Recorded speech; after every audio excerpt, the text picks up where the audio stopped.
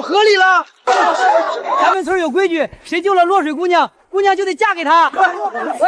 都让开，老子来救人了。就你这样还想吃饭？先把我妈伺候好了再说。万晴啊，我又拉床上了，给我洗一下吧。你就安心伺候我妈吧。我实话告诉你，孟婷早就拿着你的通知书上大学了。你呀，早点认命吧。我回到了一切噩梦开始的那一天，这一世我绝不能再被方大力救起，绝不能嫁给他。你咋会游泳呢？江家丫头什么时候学会游泳的？不会是淹傻了吧？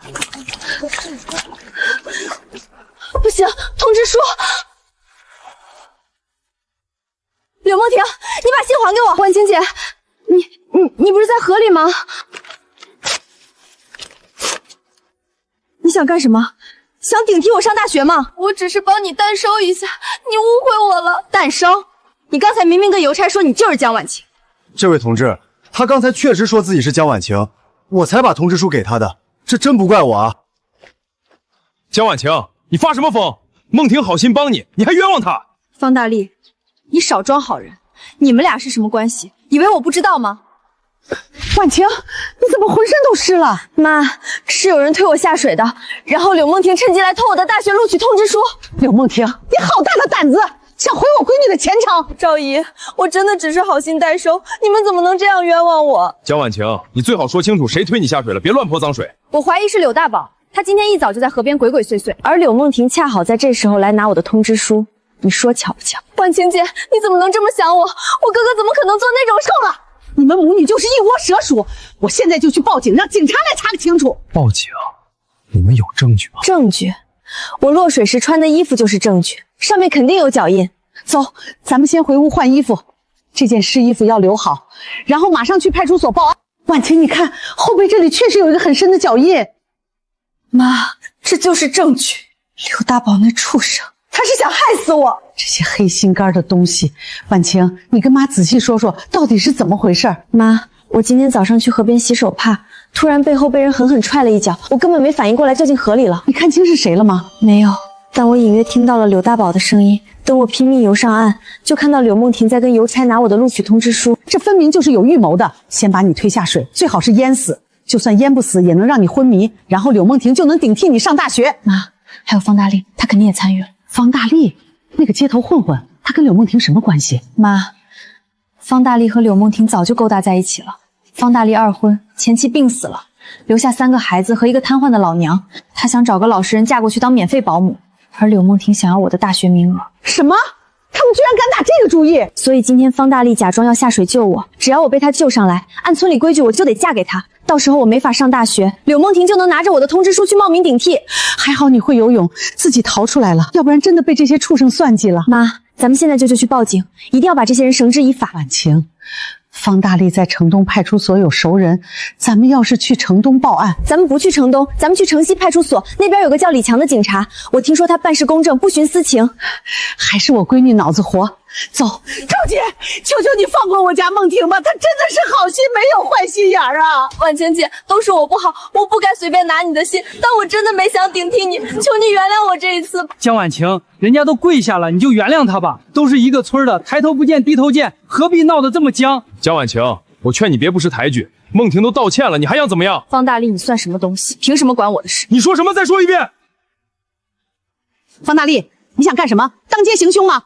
我告诉你，我现在就去报警，不光要告柳梦婷冒领通知书，还要告柳大宝蓄意伤人，说不定还要告你教唆犯罪。赵秀芝说的对呀，这事确实得报警。江婉婷可是考上京师的大学，要是被害了，那可是毁人前程啊！赵姐，我给你跪下了，跪下了，你要多少钱我都赔，求你别报警啊！少来这套，我闺女的前程是钱能买的吗？让开！江婉晴同志，你说你是被人蓄意推下河的，有什么证据吗？李警官，你看，这就是证据，我闺女后背上有明显的脚印，确实有脚印痕迹。这件衣服我们先留下，送去做鉴定。江婉晴同志，你怀疑是谁推的你？我怀疑是柳大宝，他是柳梦婷的哥哥。今天早上我去河边的时候，他就在那附近鬼鬼祟祟的。你有目击证人吗？当时河边人不多，但是等我落水之后，很多村民都赶过来了，他们应该看到柳大宝在河边。你说还有人冒领你的大学录取通知书？对，就是柳梦婷那个死丫头，他趁我闺女落水，跑去跟邮差说自己是江晚清，把通知书骗到手了。这位师傅，请你把今天发生的事情详细说一遍。是，李警官，今天我去送录取通知书，半路上被一个姑娘拦住了，她说自己是江晚晴，让我把通知书给她。你当时怎么确认她的身份的？我没确认，她说是江晚晴，我就信了。后来真正的江晚晴追上来，把通知书抢回去了，我才知道自己被骗了。你这个邮差怎么当的？这么重要的通知书，连身份都不合适就随便给人？对不起，是我的失职，但那个姑娘说话很诚恳，我一时就信了。这件事我们会认真调查。江晚晴同志，你要立案吗？立案，我要立2个案子，一个是柳大宝肆意伤人，一个是柳梦婷冒领录取通知书，企图顶替他人上大学。江晚晴，你真的报警了？让开！你知不知道你这样做的后果？柳梦婷要是被抓了，她这辈子就毁了。他想回我的时候，怎么不想想后果？晚晴啊，你就当可怜我这个当妈的，放过梦婷吧。少来这套！你女儿害我女儿的时候，你怎么不说可怜？婉晴姐，我真的知道错了，求你给我一次机会，我以后再也不敢了。机会？我如果真的被淹死了，或者通知书被你拿走了，你会给我机会吗？江晚晴，我最后警告你一次，撤案，不然别怪我不客气。方大力，你想干什么？光天化日之下威胁人吗？李警官！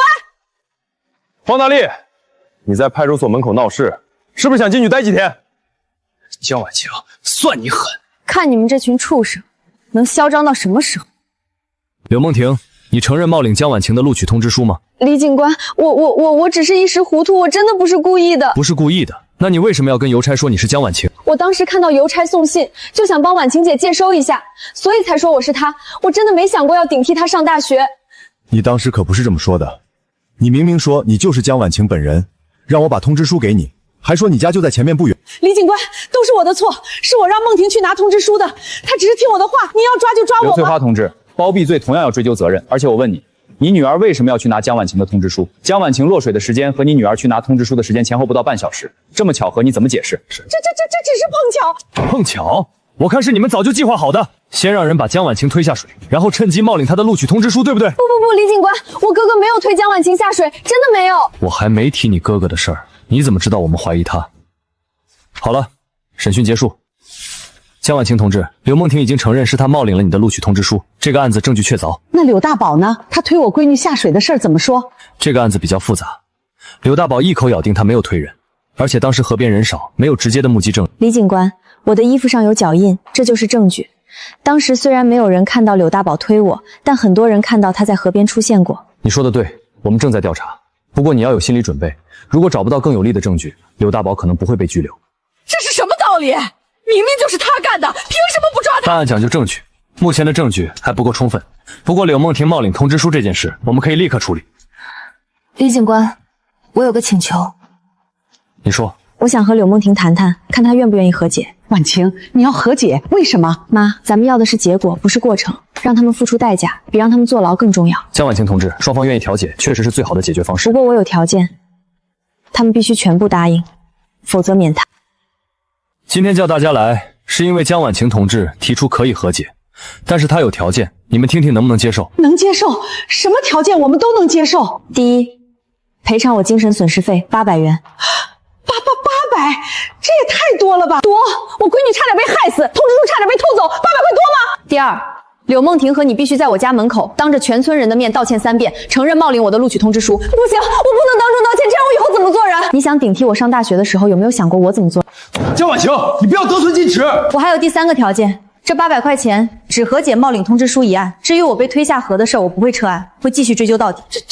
这怎么行？江晚晴，你什么意思？既然和解，就应该2个案子一起了结。凭什么？柳梦婷冒领通知书是他干的，柳大宝推我下水是他干的，这是2码事。我只跟柳梦婷和解，不代表我要放过柳大宝。江晚晴说的对，2个案子是独立的，可以分开处理。江晚晴，你别敬酒不吃吃罚酒。方大力，你少拿这套吓唬我。我的条件就这些，答应就和解，不答应就让警察按法律办。梦婷，咱们答应他吧，总比坐牢强。妈，我不想当众道歉，太丢人了。可是不答应，你就要被拘留了呀。800块，我出。大力，你……但是江晚晴，我有个条件，你必须保证和解之后不再追究梦婷的任何责任。我只追究冒领通知书这件事，其他的我不管。包括以后不能再拿这件事说话。可以，只要你们履行承诺，我保证不再提这件事。梦婷，就道个歉，不算什么。我答应。那好，既然双方都同意，我们就签调解协议。方大力，你现在有800块钱吗？钱在家里，我得回去拿。那就现在去拿，我们在这儿等你，一手交钱一手销案。上辈子你们害我至此，这辈子我要让你们付出代价。这只是开始，还远远没有结束。各位乡亲们都听好了，柳梦婷冒领我家婉晴的大学录取通知书，现在他们来道歉了。柳家丫头真是胆子大，连大学通知书都敢偷，自己考不上就抢别人的，真不要脸！对不起，都是我的错，是我让梦婷去拿江婉晴的通知书的。大声点儿，后面的人都听不见。对不起，是我撺掇我女儿柳梦婷去冒领江婉晴的大学录取通知书，是我们的错。对不起，江婉晴，是我一时糊涂，想要拿你的通知书，我错了。现在知道错了，早干什么去了？道歉有用的话，还要警察干什么？继续，还有2遍。李警官，他们已经按要求道歉了，这事儿我们就到此为止。不过柳大宝推我闺女下水那件事儿，我们绝不会放过。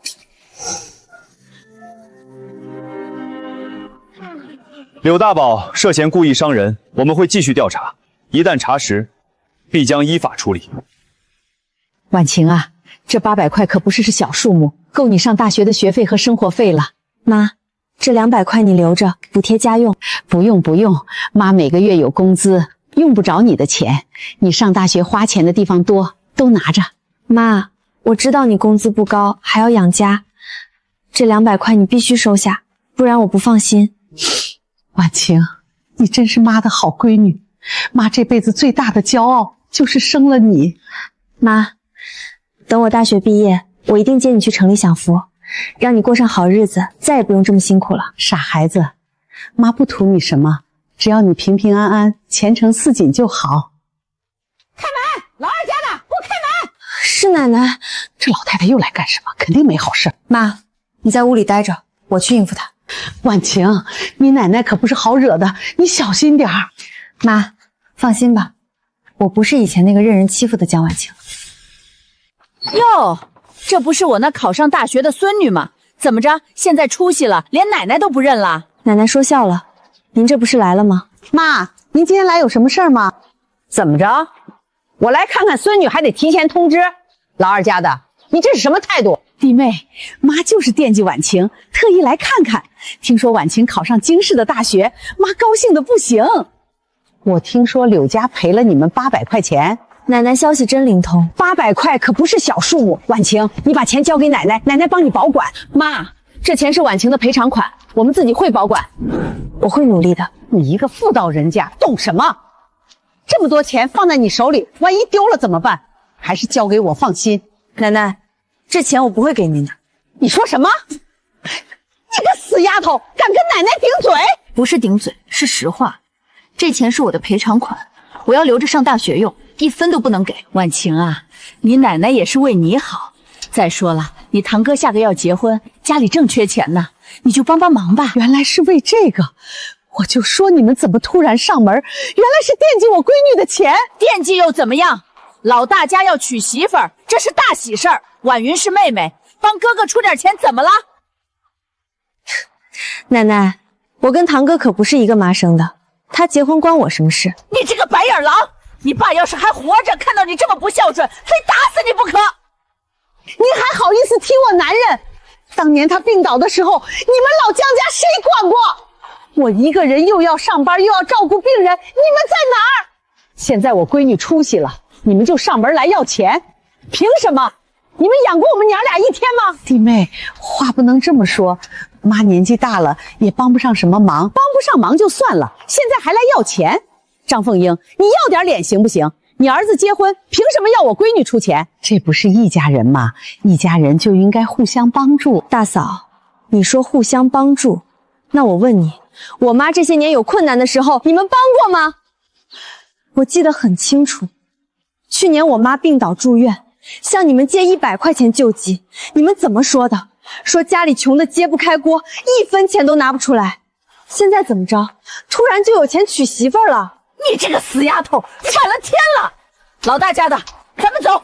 我看他们是铁了心不认咱们这门亲戚了。走好不送，以后也别再来了，我们可没钱孝敬您。江晚晴，你给我等着，我不会让你好过的。我等着，看谁笑到最后。婉晴，别看了，先吃饭。今天折腾一天，你肯定饿了。妈，我有时候觉得像做梦一样，真的拿回了自己的通知书，真的要去京师上大学了。这不是梦，是你自己努力得来的。婉晴，妈为你骄傲。你说奶奶临走时那话，会不会真的来找咱们麻烦？妈，她能有什么办法？咱们又不欠她的。可是她毕竟是你奶奶，要是真的闹起来，咱们名声不好听啊。妈，您记住一句话，咱们不欠任何人的，谁想来欺负咱们，咱们就跟他拼到底。我闺女真是长大了，变得这么有主意了。妈，等我到了城里赚了钱，就把你也接过去。傻孩子，妈在这儿有工作有房子，去城里干什么？可是妈，我走了之后就剩您一个人了，我不放心。放心吧，妈一个人过得好着呢。再说了，这房子要是空着，肯定会被你奶奶惦记上，我得守着，不能让他们霸占了。那妈您一定要小心，有什么事马上给我写信。知道了，知道了，知道。妈又不是小孩子。高秀芝，让你闺女滚出来！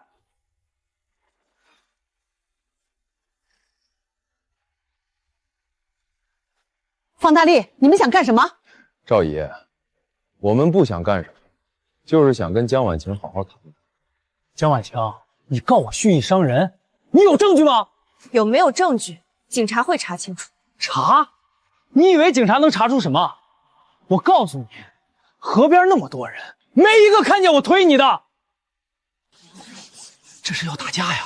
赵秀珠娘俩可斗不过这几个混混。江婉晴，我给你最后一次机会，撤案，然后老老实实嫁给我，这事儿就算了。方大力，你做梦！我这辈子都不会嫁给你。那就别怪我不客气了。你不是要上大学吗？我告诉你，只要你一天不撤案，我就让你一天上不了学。你敢！我跟你拼了！方大力，你威胁我？好啊，那咱们就走着瞧，我倒要看看是你的手段厉害，还是法律厉害。法律？小丫头，你太天真了。在这个村子里，我说的话就是法律。是吗？那我倒要试试，看你能嚣张到什么时候。梦婷啊，都怪妈没用，当众道歉，这让咱们以后怎么见人呢？江婉欣害的，凭什么比我强？凭什么？就凭他命好。不过他这个好命也该到头了。大力哥，咱们接下来怎么办？江婉晴不是要上大学吗？咱们就让她上不成。可是她已经拿到录取通知书了，咱们能有什么办法？办法多的是。梦婷，你听我说，我有个计划。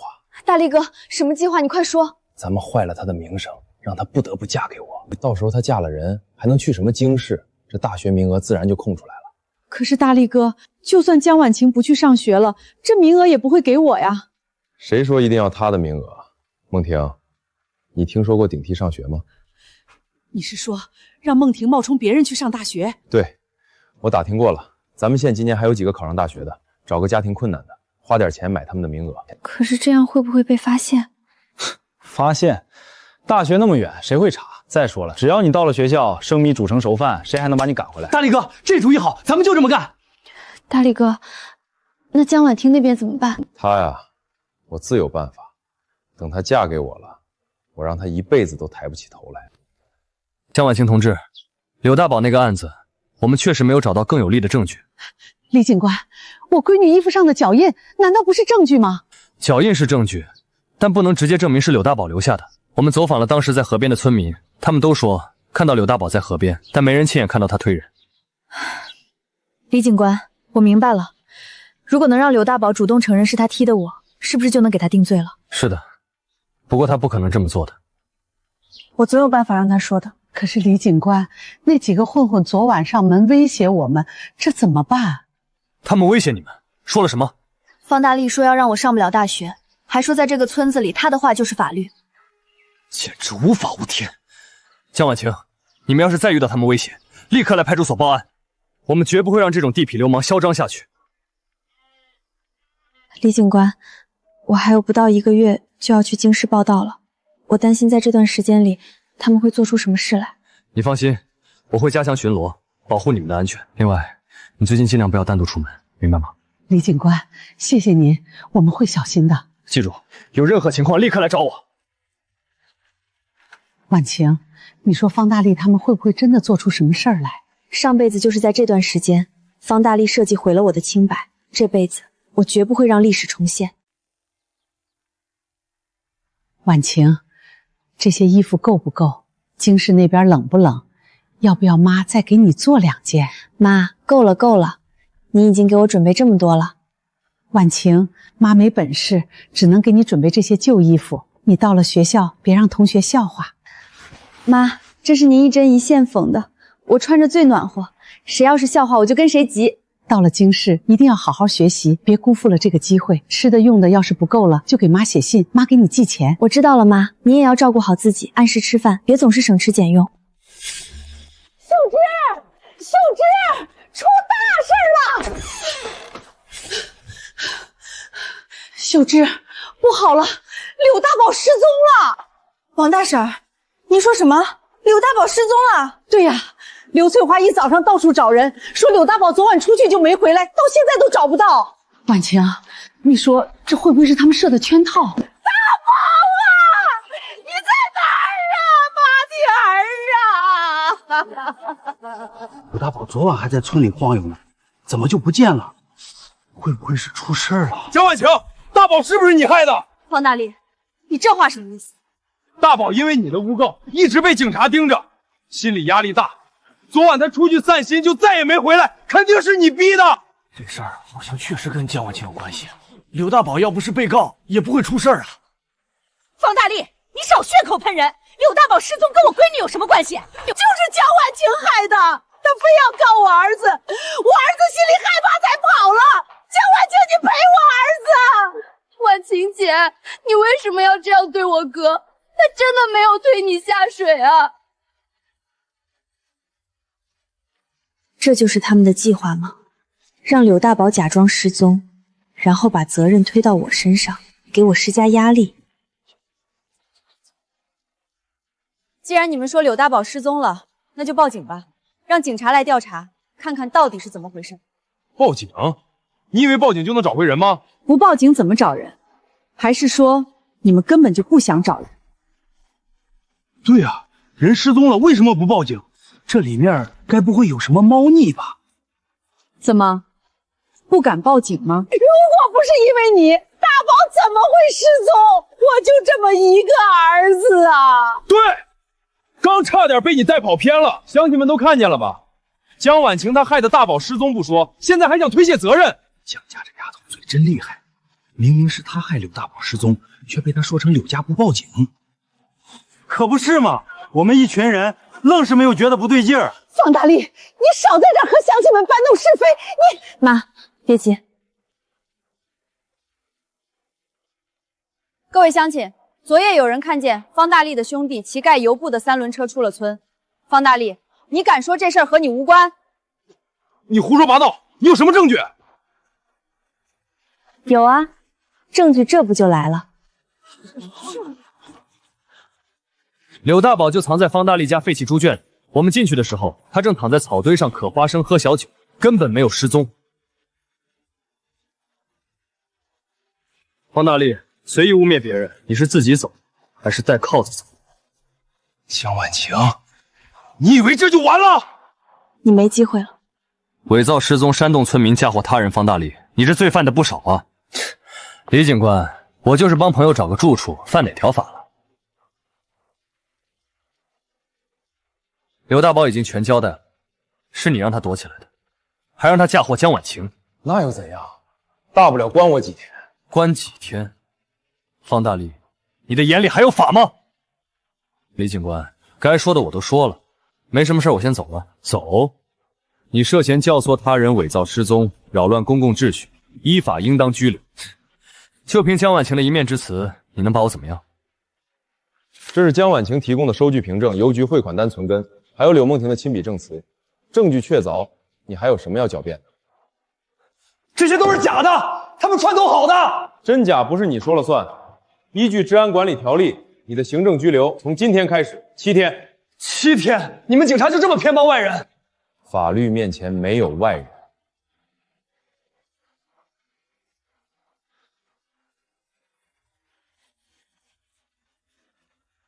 李警官，结果怎么样？方大力被行政拘留7天，你们提供的证据很关键。婉晴，你哪儿总算有个说法了。谢谢您，李警官。不用谢我，这是我该做的。证据是你自己一点点收集的，报案也是你坚持的，你比很多人都勇敢。这世上还是有好警察的。以后有事来派出所找我，或者写信也行。你们母女不容易，但要相信，法律会保护每一个守法的公民。我相信。刘大宝，你之前承认推江婉晴下水的口供，现在翻供。我没推她，是江婉晴先在河边骂我妹妹，我过去理论，她自己滑下去的。那你为什么要躲起来？我怕她报复，她告了我，警察天天盯着我，我心里害怕才躲的。你想清楚，翻供是要承担法律后果。我说的都是实话。柳大宝的母亲刘翠花在村里到处散布谣言，说江婉晴是自己掉进河里的。你母亲现在在村里替你造势，你以为这样能帮你脱罪？我儿子是被冤枉的，明明是江家丫头自己不小心掉进河里，却赖到我儿子头上。因为河中确实有几个人，谁愿意亲眼看你，这事儿说不准啊。就是他，害得我儿子蹲派出所。婉晴啊，柳大宝说的也不是完全没道理。那天河边人少，谁也没亲眼看见他推你。王大婶，我闺女差点被人害死，你们现在反来怀疑她？也不是怀疑，就是这事儿真的说不清楚吗？说不清楚，我闺女掉进河里，你们都看见了，现在一个个装作不知道。妈，别怪王大婶，谁说的话有没有道理，不该让咱们来说。应该让证据来说。证据？你有什么证据？有没有？警察会查清楚。李警官，柳大宝翻供是因为他知道没有目击证人，但如果我们让他相信有证人呢？你的意思是？放出消息说河边有个放牛的老头，那天躲在树后看到了全过程，之前不敢作证，现在愿意站出来了。然后我们蹲守，若柳大宝心里有鬼，定会找人去打探消息真假。对。好。我安排便衣，你回去之后正常生活，别让任何人看出异常。明白。大宝哥，我打听清楚了，河边真有个老头说看到你推人了，明天就要去派出所作证。怎么可能？那天河边根本没人。怎么没人？他说躲在大柳树后面，看得一清二楚。那老头叫什么？住哪儿？好像姓张，住村东头河坝旁边那排房子。不行，不能让那老头去作证，你帮我想办法让他闭嘴。怎么闭嘴？总不能给他点钱让他改口。他要是不肯，你就告诉他，想想他的家人，让他掂量掂量。刘大宝，你刚才的话，这台录音机听得一清二楚。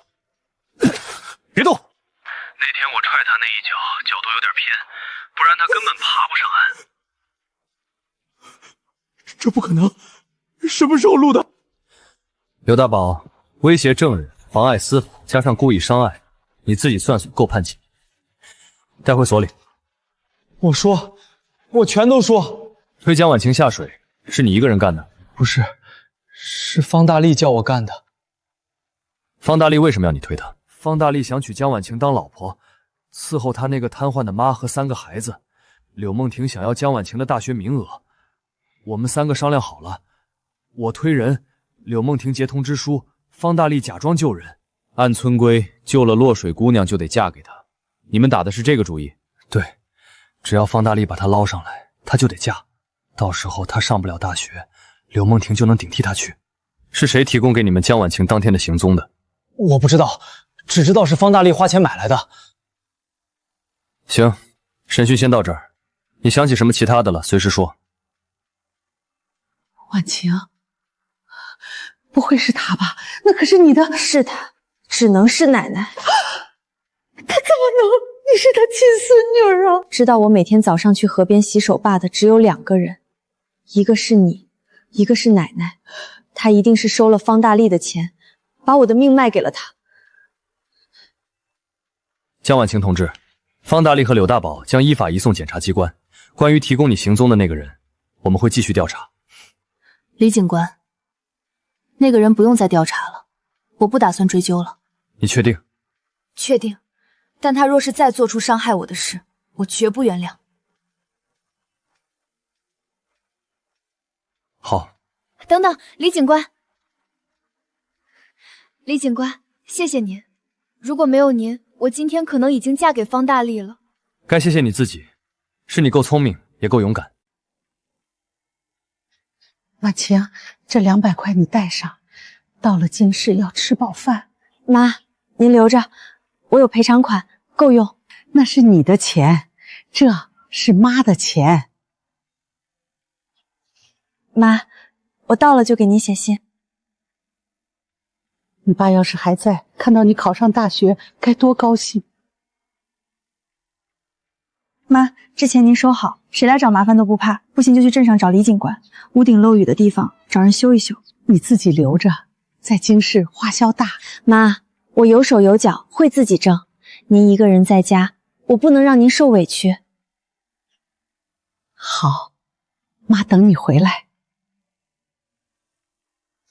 到了京市给家里打个电话，村头王大爷家有电话。妈，我知道了。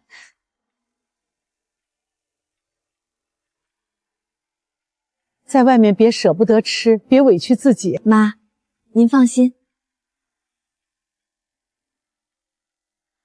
妈，你一定要好好的。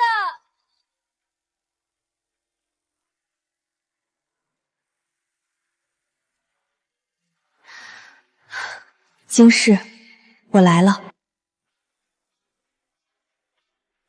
你干什么？想偷我东西？我偷你？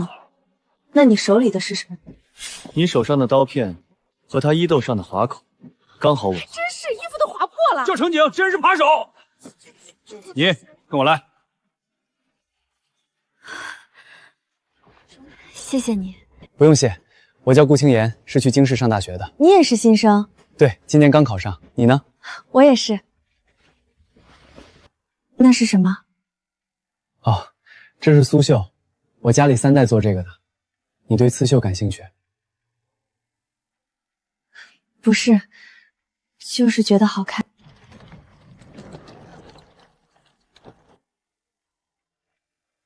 是你？你怎么在这儿？咱俩还真是巧，连学校都一样。你是什么系？中文系。那更巧了，我也是中文系。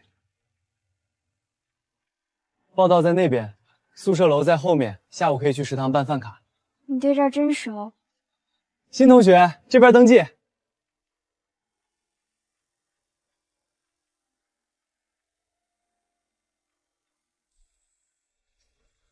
你一个男生带针线？奶奶交代的，传家规矩。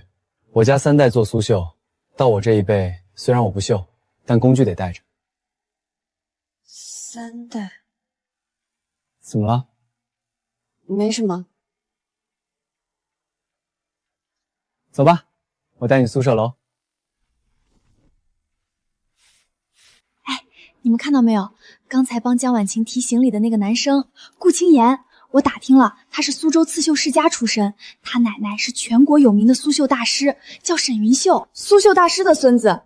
那他们家岂不是很有名？当然了，沈云秀的作品被好几个博物馆收藏呢。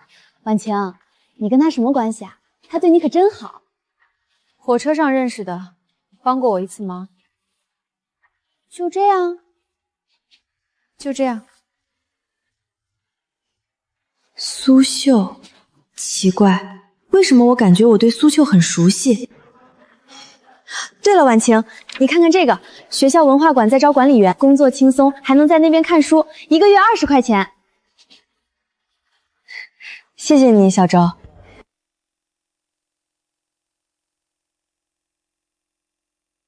同学来应聘的？是的，老师，我是中文系新生江婉晴。会整理资料吗？会，我做事仔细，您放心。行，明天早上8点来上班，我带你熟悉展品。谢谢老师。小江，把角落那个柜子也擦一下。好的，老师。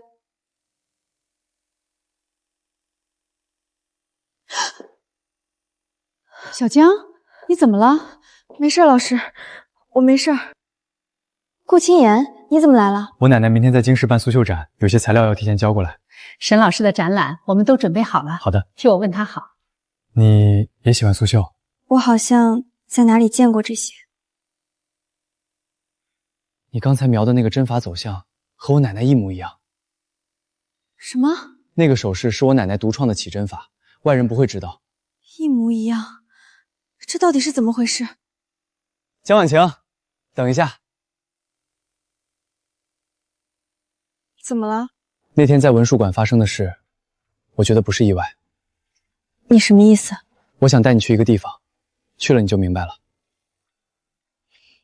好，我跟你一起去。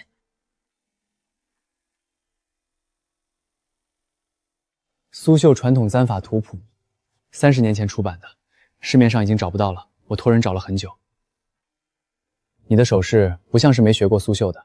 你什么意思？我奶奶说过，真正的绣娘针法是刻在骨子里的，哪怕这辈子没碰过针，手也会记得。你要不真正拿起针线绣一下试试看？我提前问过奶奶了，她同意你用这些工具，她还说让你随便试试，不用有压力。我真的从来没学过。没关系，你就当是玩，随便绣。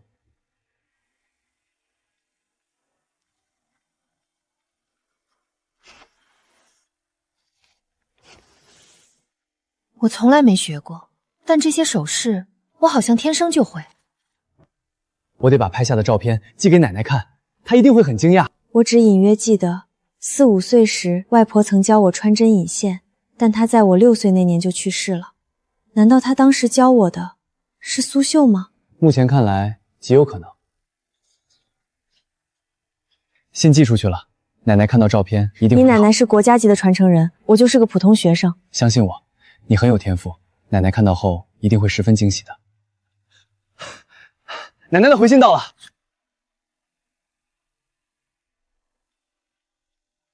带这个姑娘来见我，越快越好。奶奶后天在京市美术馆办苏绣展，我们一起去。这针法也太细了，远看跟画的一样。听说这是国家级传承人的作品，难怪这水平。这些全是一针一线绣出来的。对，奶奶绣这幅《百鸟朝凤》花了整整2年，光凤凰尾玉那一段就用了36种颜色的丝线。你看这只翠鸟，翅膀上的羽毛一根根都分得清，颜色过渡的那么自然，这得多大的耐心？奶奶常说，苏绣讲究的就是一个静字，心不静，针就不稳。奶奶，她来了，这位就是我跟您提过的那个女孩。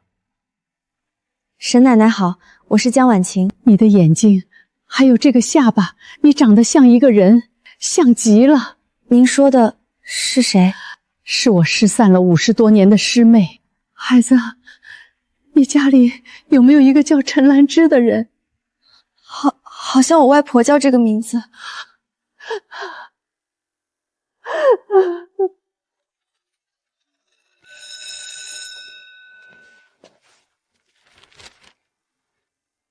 哟，这报纸上是谁呀？你认识？不认识，随便看看。梦婷，大中午的怎么不去吃饭？今晚厂里聚餐，你也来吧。我姑父订了隔壁饭馆的包间。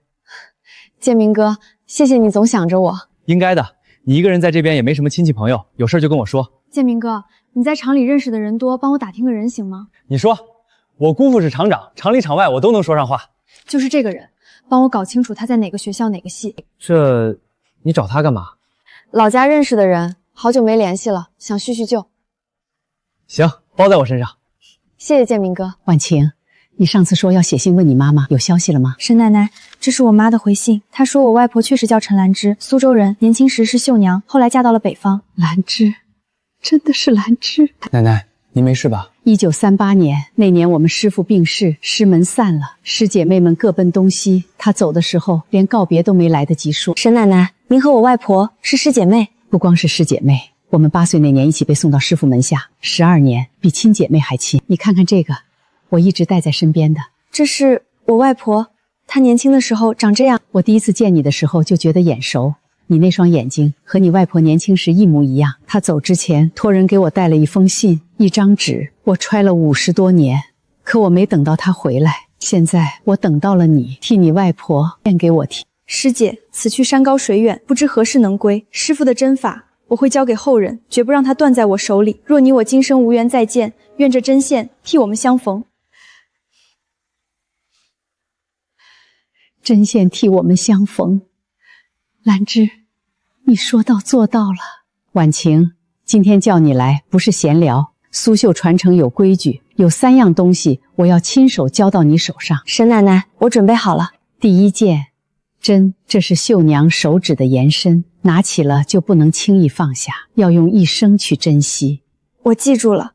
第二件，线，一根丝线分16股，每一股都不能浪费，粗了不行，细了也不行，全凭手上功夫。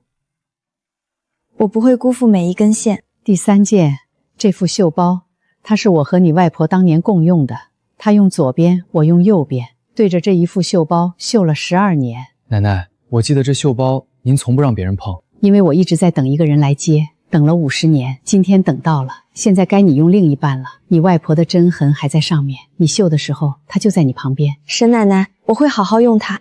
还有一样，这是你外婆留下的针法手稿，她走之前托人送到我这里，说留给将来愿意学的那个人。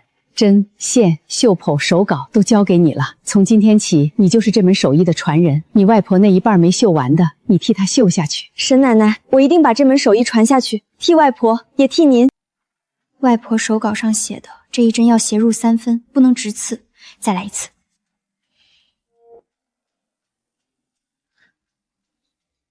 傻丫头，又熬这么晚。这是谁的？这个手感，上等桑蚕丝，很贵的。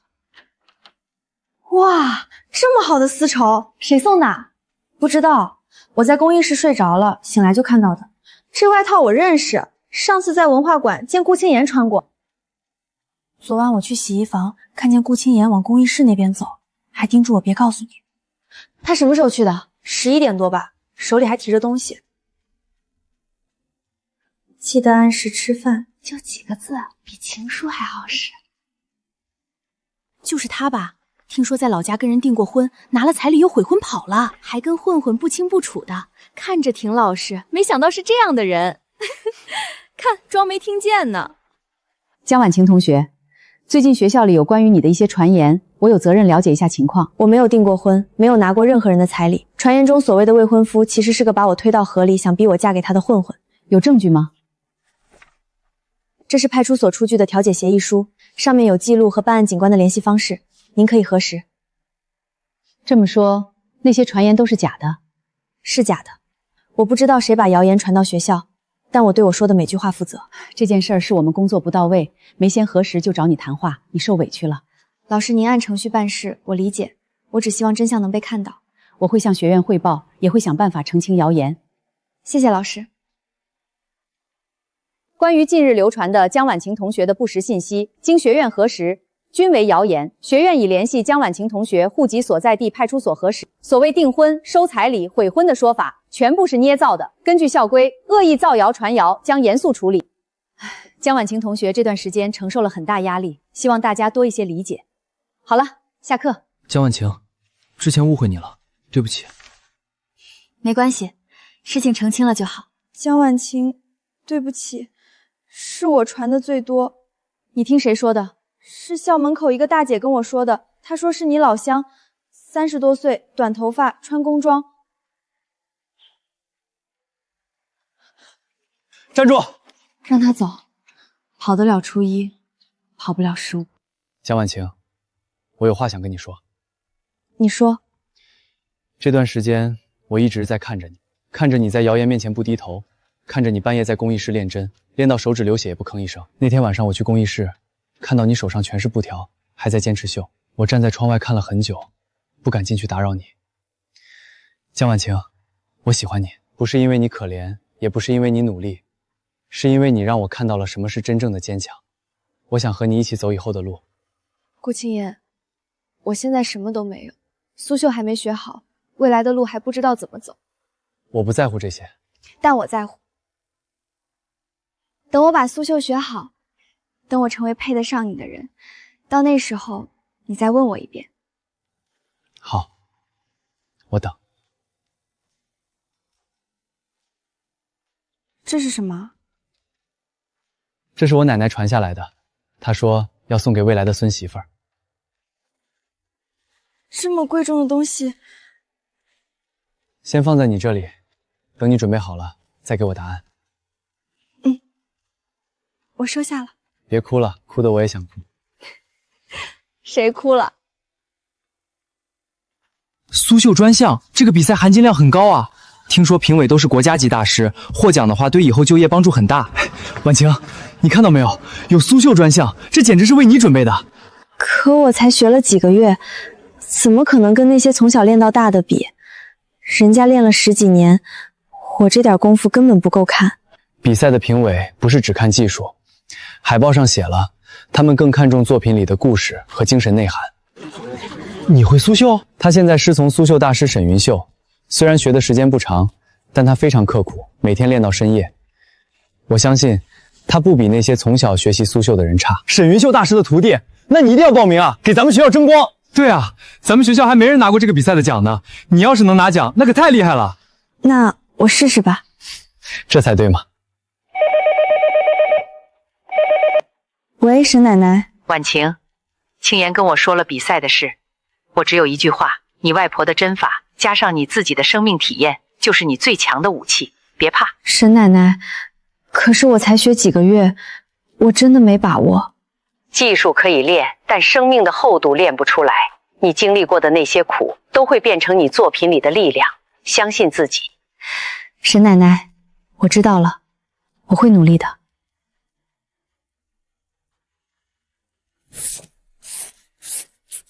我想好我的作品叫什么了，就叫破茧。翅膀上要绣什么图案？左翅绣家乡的山和水，那是外婆教我认针线的地方。那右翼呢？右翼绣京市的故宫午门，这是我现在奋斗的地方，是新的起点。一边是过去，一边是未来。那茧呢？茧用最暗的灰色丝线，但故意留一个破口，让蝴蝶从这里冲出去。破茧而出，婉晴，这绣的是你自己吧？也许吧。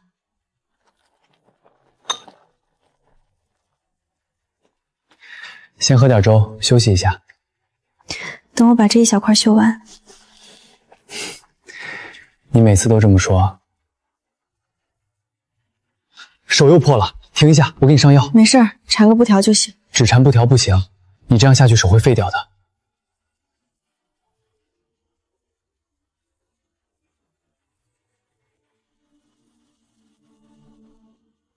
先把粥喝了，凉了不好喝。谢谢你，顾青言。谢什么？喝完继续，我陪你。江婉晴，好久不见啊！你怎么在这儿？我出来了，特意来京市找你，就是想当面跟你道个歉。你出来多久了？没多久，刚出来。我想通了，以前是我混账，现在我想重新做人。你看，我大老远跑来，就是想跟你好好说说话。婉晴，咱们找个地方好好聊聊。你离我远点儿。他不想跟你说话，你有什么事儿跟我说。你谁呀？这是我们老乡之间的事儿，关你什么事儿？他的事就是我的事。要不要叫保安？这人看着不对劲。我去叫。行，江晚晴，你等着。那是什么？那个人是谁啊？你认识吗？要不要报警？没事儿，就是个老乡，误会而已。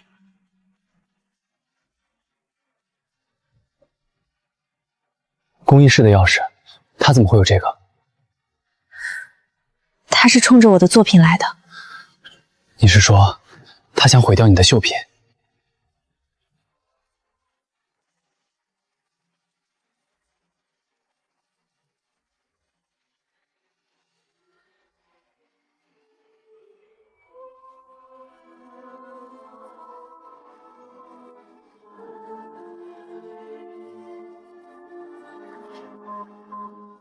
底稿怎么还是被偷了？快报警！我给派出所打电话。先别急，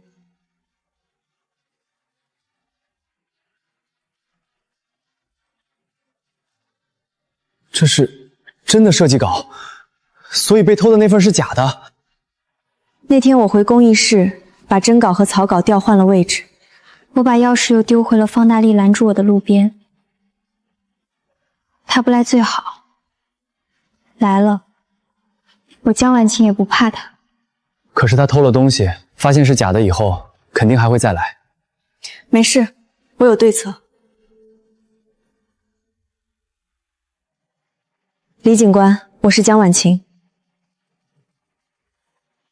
方大力，这次你跑不掉了。王大力，你们是谁？找我干什么？别装了，你涉嫌入室盗窃，请配合调查。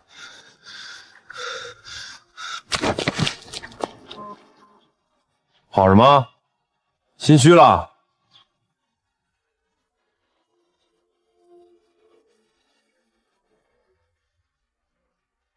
说说吧，这些东西哪儿来的？你带着刀想干什么？不是我自己要来的。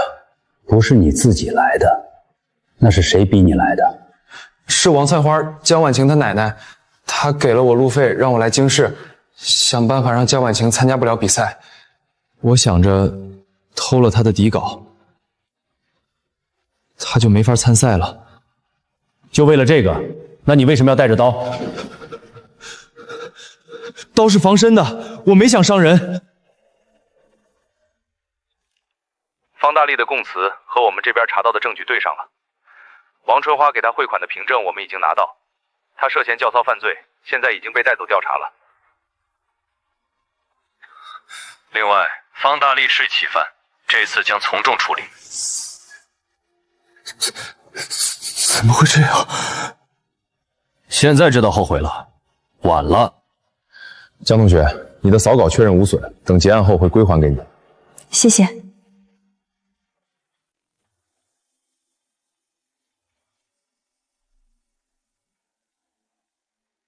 江晚晴，我有话想跟你说。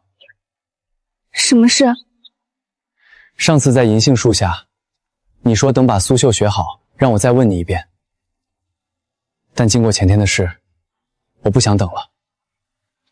为什么？不是因为害怕，是因为我想在你身边，不光是以朋友的身份。江晚晴，以后的路，让我陪你一起走，好吗？好。你说好了？真的？说了就是说了，你还向我反悔啊？不反悔，不反悔。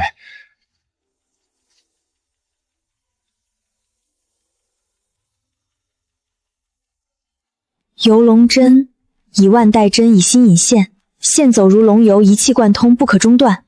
于此生仅成3次，我能行。外婆，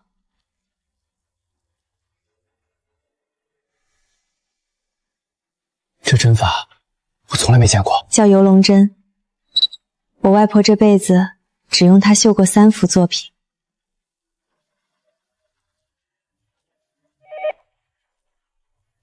外婉晴，青出于蓝而胜于蓝，那是游龙针，我找了30年都没找到的游龙针绝技。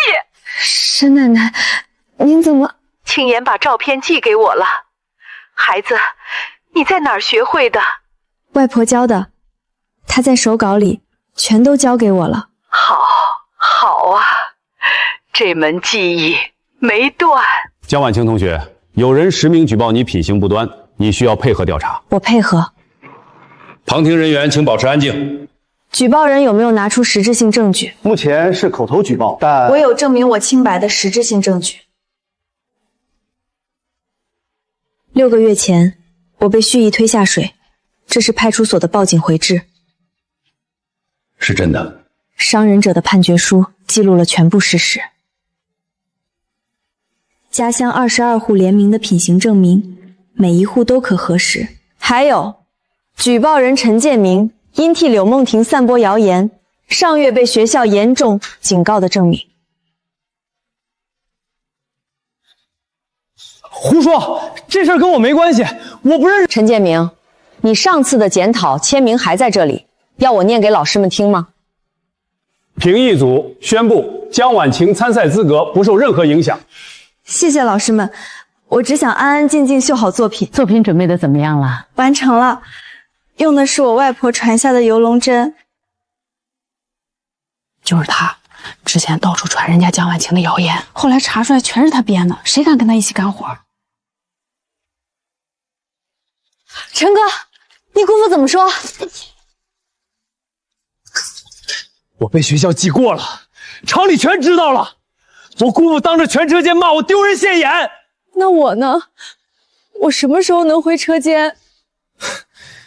你，我都保不住了，还管你？柳梦婷，经厂部调查，你在职期间多次违反厂规，煽动火友闹事，散布不实信息，予以开除。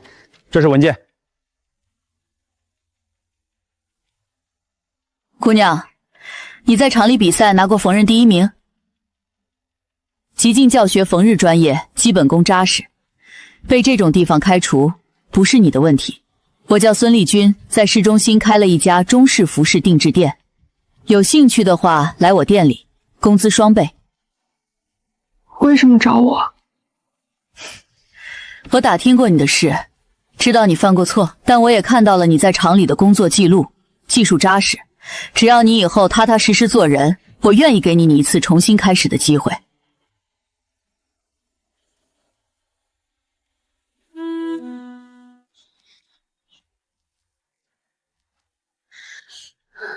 青言，婉晴能拿奖吗？都做快1小时了。阿姨放心，婉晴的作品没人能比得上。那套游龙针我找了30年，婉晴一定能得奖。本次全国大学生传统工艺创作大赛金奖得主江婉晴，作品破茧。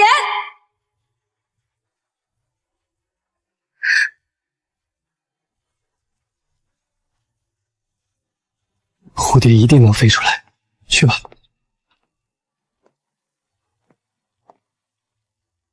就是他那幅蝴蝶，那针法见都没见过，听说是游龙针失传几十年的绝活。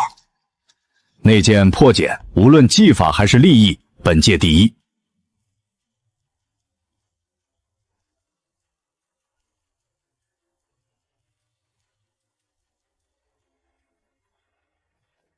我来自小山村，从小有人告诉我，山里飞不出金凤凰。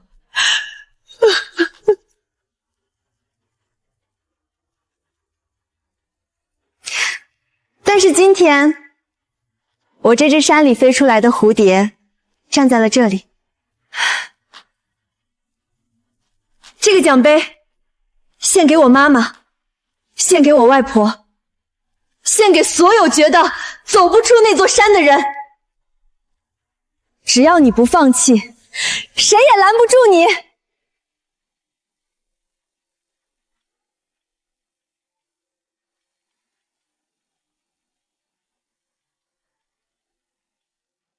江同学，有位先生想和您谈谈，他对您的作品非常感兴趣。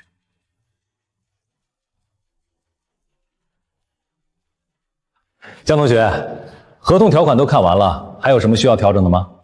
林总，第3条作品版权归美术厂所有，我希望修改为双方共有。有意思，还没有一个签约学生跟我提过这个要求。这些作品是婉静外婆传给她的针法绣出来的，传统技艺衍生作品的版权理应双方共享。哈哈哈哈哈！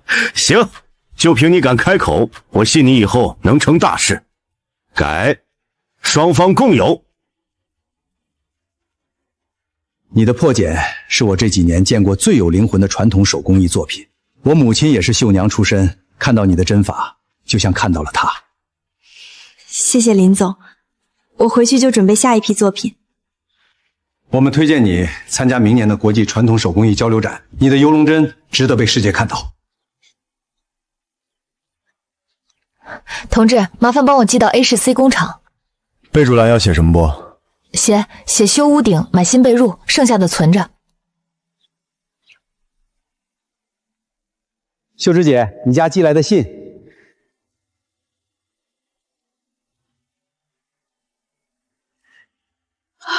这么多钱，秀芝姐，谁寄的呀？我闺女婉晴寄的，就是拿全国金奖那个婉晴，这才几个月就寄钱回来了。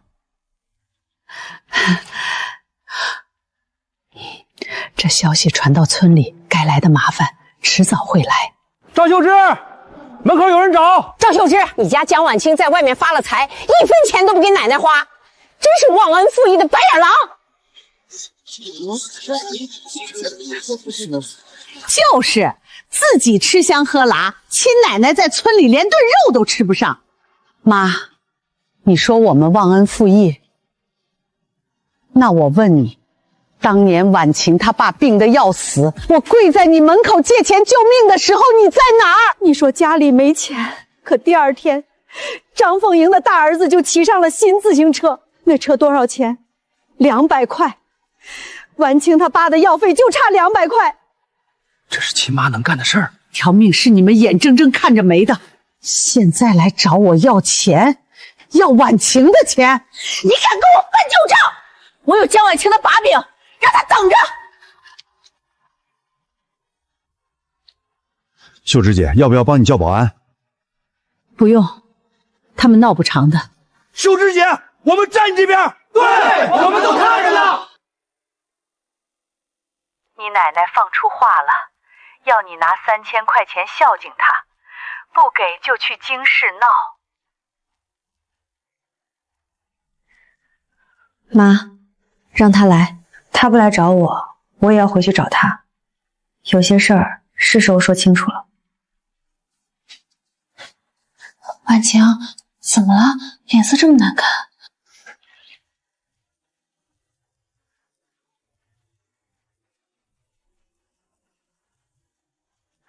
汇款人方大力，收款人王春花，这是……我奶奶叫王春花。你奶奶收过方大力的钱？对，方大力在狱中写了供词，承认了一切。方大力用200块钱从我奶奶那儿买了我的行踪，让柳八宝推我下水。计划是让我落水被他救上来，名声毁了就得嫁给他。这是你亲奶奶吗？她怎么能这么做？这些证据我藏了太久了，该回去了。我跟你一起回去。没事，我自己可以的。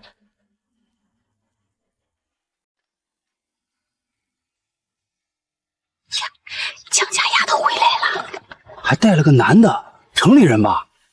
他家老太婆放话这丫头要完了，这下倒好，自己回来了。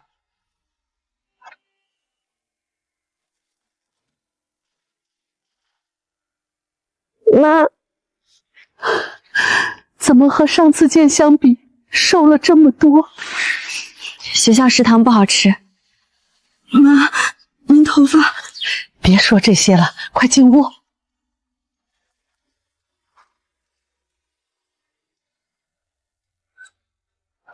嫂子，婉晴回来了，过去的事儿就让她过去吧。妈年纪大了，好歹是亲孙女儿。明天早上9点，村口老槐树下，你们都来。我会当着全村人的面把话说清楚。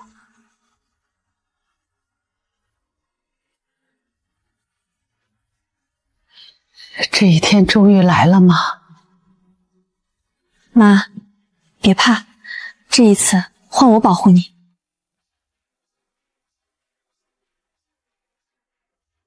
各位乡亲，这是方大力在狱中亲笔写下的供词，我念给大家听。方大力供述，王春花收取人民币200元整后，向方大力提供了江婉晴每天清晨去河边的时间规律。你怎么能做出这种事儿？我活了70年，从没见过这么狠心的奶奶。第二件事，我爸当年的病历，他病危时，我妈跪在奶奶门口磕头借钱救命，奶奶说家里没钱，第二天就给大孙子买了一辆新自行车，200块。秀芝那些年太苦了，这孩子是她一个人拉扯大的。你给了我爸生命，也亲手把他推进了坟墓；你给了我血缘，也用200块钱卖了我的命。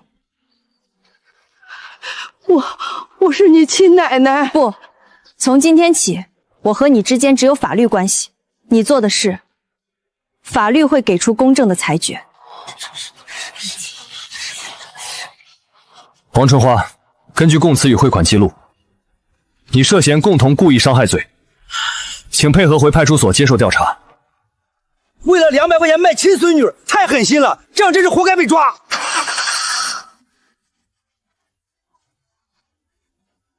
各位乡亲，我们家的事儿今天当着所有人说清楚了。从今往后，我妈赵秀芝不欠任何人。婉晴姐，以前的事儿对不起，我那时候跟着方大力混，他欺负你的时候我没吭声，我就是个孬种。这不是李老三家的儿子吗？以前跟方大力一伙的，现在知道悔改了，早干什么去了？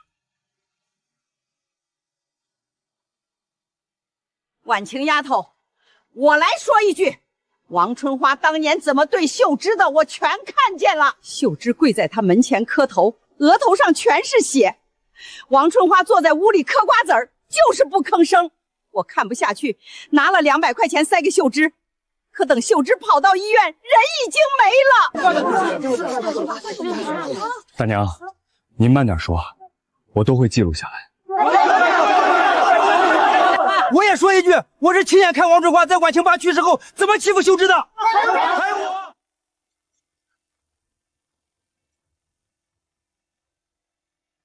江婉晴同志，你提供的证据链很完整，加上刚才几位村民的证词，已经足够立案了。谢谢您，李警官。从我掉进河里的那天起，您就一直站在正义这边。该谢谢你才对，是你让我相信，好人不会一直吃亏。江婉晴同志，好好读书，你是咱村的骄傲。你坐下，我跟你说件事。王春花在看守所里说心脏病犯了，申请保外就医。李警官，安排他做全面体检吧。心电图、超声心纵图，24小时动态监测，一个都别少。血压标准，心电图标准，各项指标均无器质性病变。他的心脏病不在身体里，在判决书上。江婉珍，你的。那毕竟是你亲奶奶，得饶人处且饶人，你不能把事情做绝啊！村里人都看着呢，不怕别人戳你脊梁骨。您说孝道，那我问你，当年我爸病得要死，在县医院走廊里硬撑着等救命钱，你们谁来看过一眼？我掉进河里差点淹死，背后收钱导致我被推下水的人就是他。您现在来跟我讲孝道，我理解您是好意，但我不能接受。你怎么扛住的？换别人早撑不住了。李警官，我没想过要报复谁，但该他承担的责任一样也不能少。这是他欠我爸的，欠我妈的，也是欠法律、欠公道的。你放心，这份体检报告我会原封不动的递交。婉晴，妈这辈子最大的福气就是生了你。妈，等我毕业了，接你去京市。不去了，妈在这儿挺好。院子里这棵枣树是你出生那年种的，舍不得，你有空回来看看就行。江同学，瓦片都铺好了，再大的雨也不会漏。师傅，灶台那儿的砖再检查一遍，烟囱通好了吗？放心，全都弄妥了。你爸要是能看到这一天，爸能看见，他一定在别的地方看着我们呢。婉晴，一路顺风！过年回来，婶儿给你包酸菜馅饺子。对，咱村有大学生的闺女，可不能忘本儿。说啥呢？人家婉晴以后还要上国际舞台呢。婶儿，我过年就回来，给您带京市的点心。妈，我走了。走吧。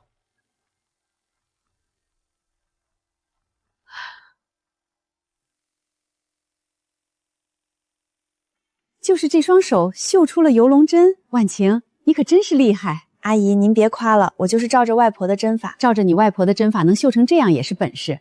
你知道整个苏州现在有几个会游龙针的？一个都没有。赵姐，我敬你。这些年你一个人把婉晴拉扯大，受了多少苦我们都知道。从今往后，咱们就是一家人，你不用再一个人扛了。我今年73了。这辈子最遗憾的事儿是没等到兰芝回来，最庆幸的事儿是老天爷把兰芝的外孙女送到了我面前。今天大家都在，我在这桌上做主，给青妍和婉晴订婚。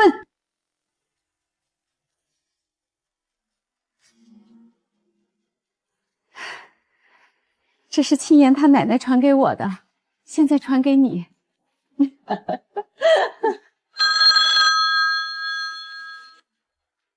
姜老师，我是京市工艺美术品商店的负责人，我们总经理想跟您合作开发苏绣工艺品系列。您的破茧我们都看过了，简直是国宝级的手艺，您有兴趣吗？人家还等着你回话呢。有，非常有。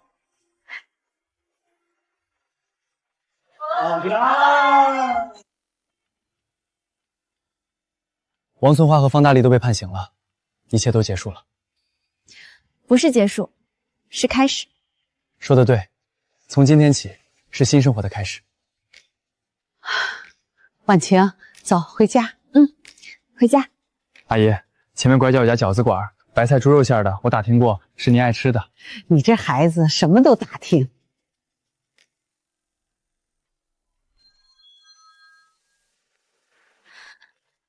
婉晴，巴黎国际传统手工艺交流展，你的作品全票通过，入选了。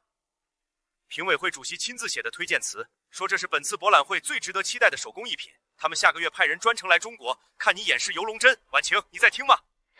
在听，谢谢您，林总。明天来公司。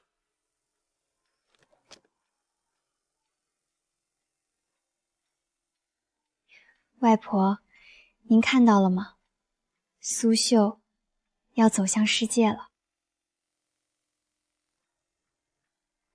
妈，你看，这是我们的店。好，你外婆当年也有一个绣架摆在窗前，跟这个一模一样。这绣绷的木头纹路都跟你外婆那个一样。她要是还在，开业大吉，兰花配绣娘，刚刚好。好地方，这屋子采光好，绣花不伤眼睛。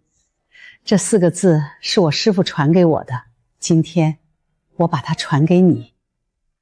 婉晴，苏绣这门手艺从今天起靠你扛了。沈奶奶，我不会让这4个字掉在地上。正了。您好，请问这针脚的走向不一般。这幅作品是谁绣的？是我。您是？沈华，化妆品牌的创始人。我做高端服装定制，找绣娘找了3年。你的针法里有东西，不是流水线上能出来的东西。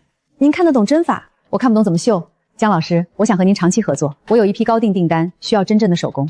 沈总，请坐，我们慢慢聊。我有东西给你看。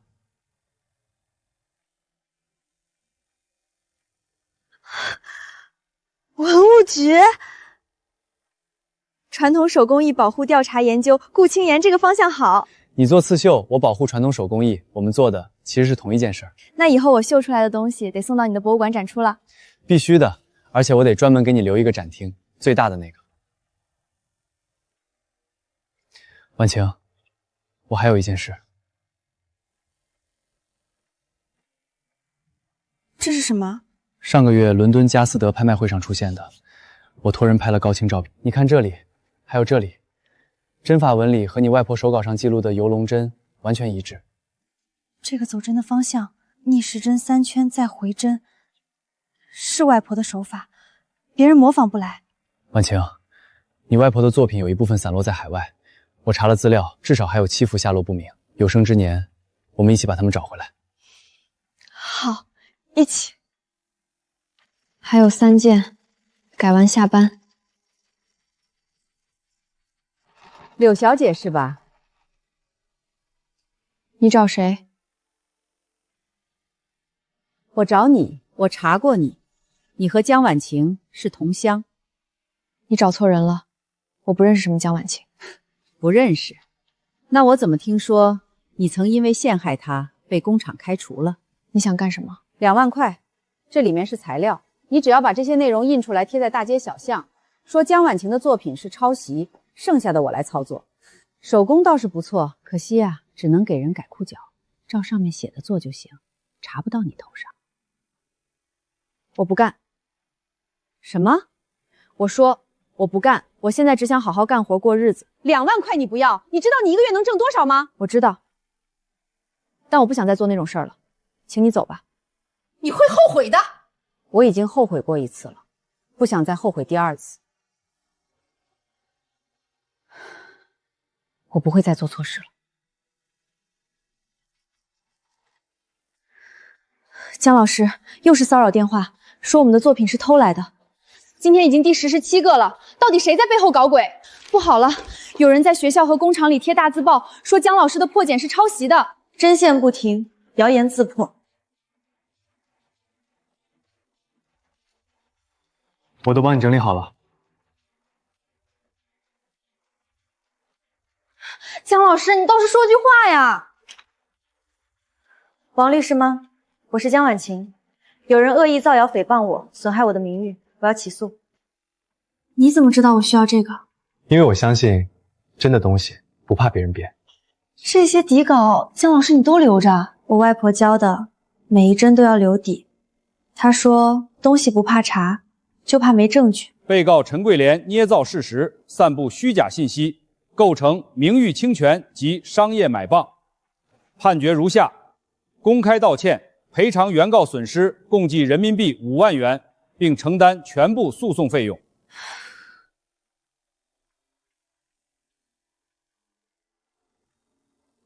赢了？不是赢了，是守住了。我不该这么做的。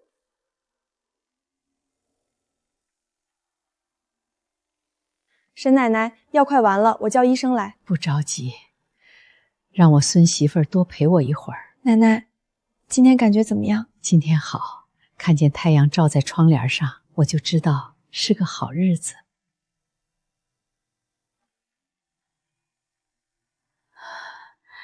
这手抄册，这是我这么多年记录的针法，今天交给你了。沈奶奶，这枚印章今天也交给你了。从今往后，你就是苏绣最正统的传人之一，要带着苏绣越走越远。沈奶奶，您要亲眼看着我绣下去。傻孩子，奶奶的眼睛在你手上，你每绣一针，我都看得见。青言，奶奶，我在。你们2个好好的，我放心。妈，这间是你的，以后就住这儿。我第一次住这么好的房间，太贵了吧？妈，我赚到钱了，这是我自己买的，以后我让您住更好的。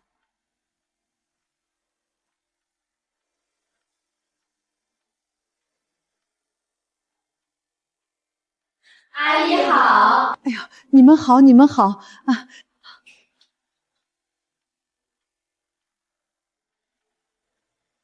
你外婆要是能看到这一天，妈，外婆看得到的。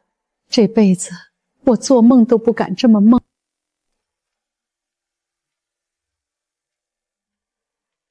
师姐，若你我今生无缘再见，愿这针线替我们相逢。你外婆走的时候说，我们家出过绣娘，别丢了这门手艺。我把这话忘了。妈，你没忘，是你把我送进大学，我才阴差阳错学习了苏绣，是你给我了路，才让我走到这儿。婉晴，妈这辈子没出过县城，你能带妈去故宫看看吗？去，明天就去。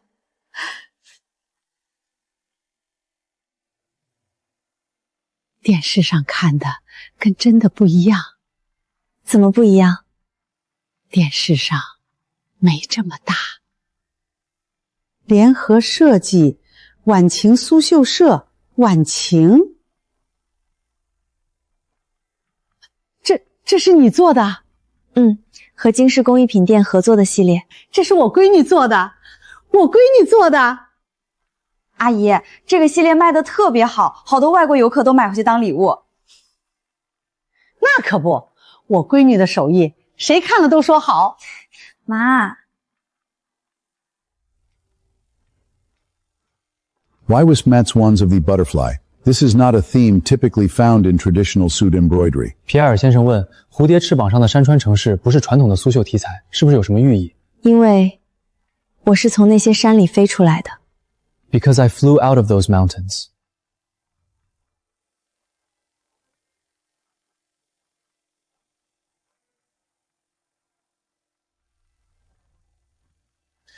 I viewed hundreds of works at this exhibition. Only this one left the deepest impression on me. 皮埃尔先生说，他在这展会上看了几百件作品，只有这件最让他印象深刻。这是我的荣幸。She says it's her pleasure.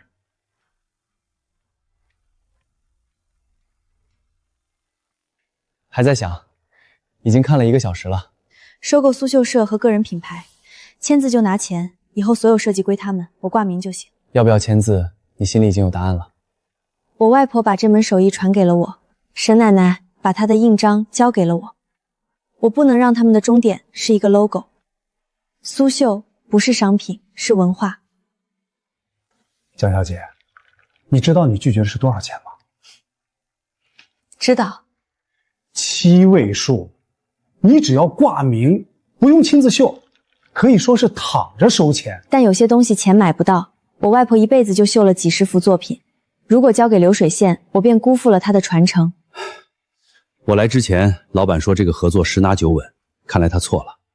周经理，谢谢贵品牌的认可。江小姐，我今天算是见识到了什么叫工匠精神。妈刚才差点想让你签那么多钱。妈，咱们不缺钱，缺的是把这个手艺传下去的人。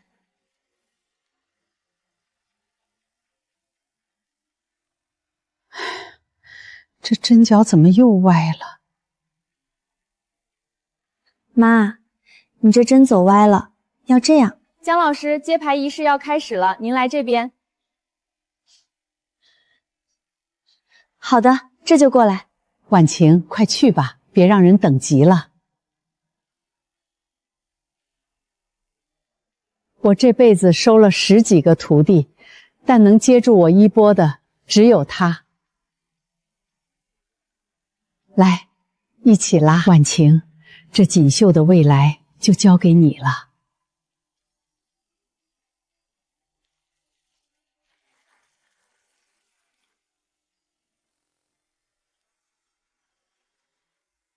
你这是开会还是约会？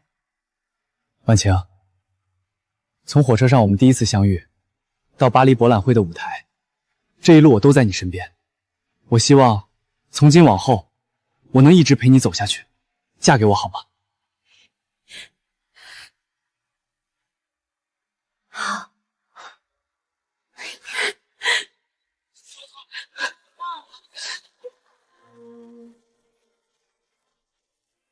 这场婚礼比5星级酒店还有温味。这针脚细密的，用放大镜都看不出线头。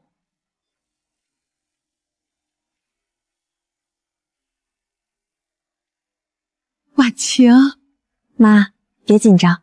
不是紧张，是高兴。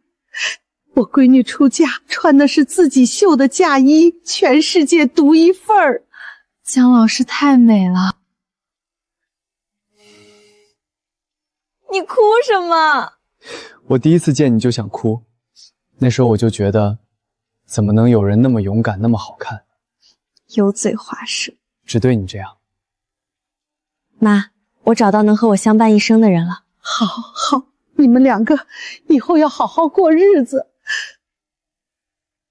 从今天起，我们就是一家人了。